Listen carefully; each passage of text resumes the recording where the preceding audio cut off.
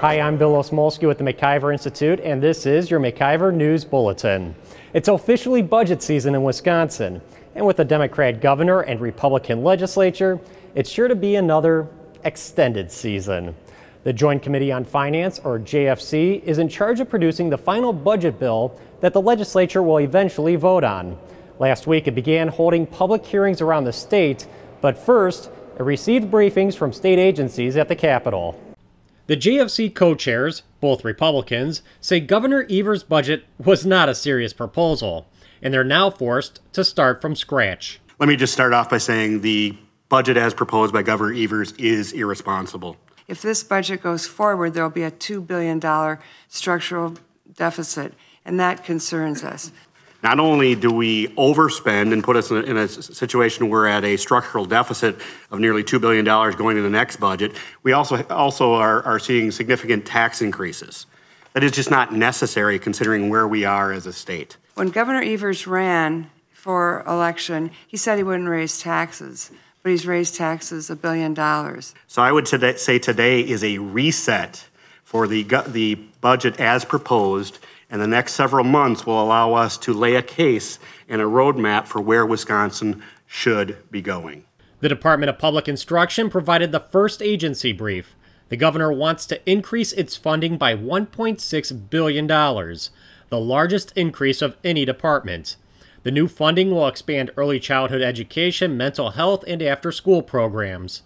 Evers plans to eliminate the school levy and the first dollar tax credits. That would raise property taxes. But when lawmakers asked DPI about that, they just couldn't get their stories straight. I mean, do you not care about the cost to the taxpayers when you consider these things, if it's not even looked into? We do look at the impact on homeowners and other taxpayers. Yeah. I think what you were indicating is that we did not have those. We didn't have a run for this current year, was what I believe Bob Solner was indicating, that Legislative Fiscal Bureau generally prepares a run, and we have not had that. I guess I don't know how you look at those impacts if you don't have the information to do. Governor Evers wants to increase taxes and fees to the Department of Transportation by $500 million. That includes an 8-cent gas tax, which would be indexed. That means it would rise with the rate of inflation without lawmakers ever voting on it again. The governor claims that increase will be offset by eliminating the minimum markup on fuel, which requires retailers to charge at least 9% more than what they paid. Once the requirement is gone, Evers claims gas prices will drop 14 cents a gallon. Even his pick for DOT secretary doesn't believe that. Now, the effect of if this is repealed, would 100% of that be offset? I don't know if that would happen that way. So the market would end up bearing, but it most certainly would have a significant downward impact on the price of gas. So you believe it would be less, but you don't believe it would be 14 cents? I don't know that the entire amount would come off. We're not going to know until we see it play out in the marketplace. Next, the Department of Health Services had to defend Governor Evers' plan to provide $190,000 a year to Planned Parenthood. So with such a limited number of resources, why are you choosing to use state money to fund abortion? So both the federal and state law does not allow the use of public funding for abortions, and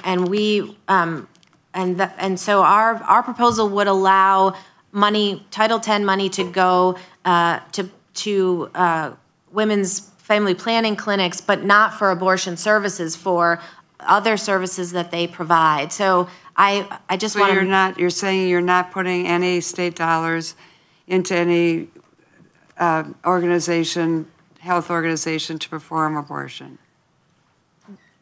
The organization may perform an abortion, but not with public money. Mm-hmm. And so we do lift the restriction on access to funding by Planned Parenthood, but we are not asking for those dollars to be allowed to be used for abortion. As the budget debate continues to unfold, you'll want to check MacIverInstitute.com for regular updates and analysis you won't find anywhere else. Also, be sure to check us out on Facebook, Twitter, and YouTube. For the MacIver Institute, I'm Bill Osmolsky, and this has been your MacIver News Bulletin.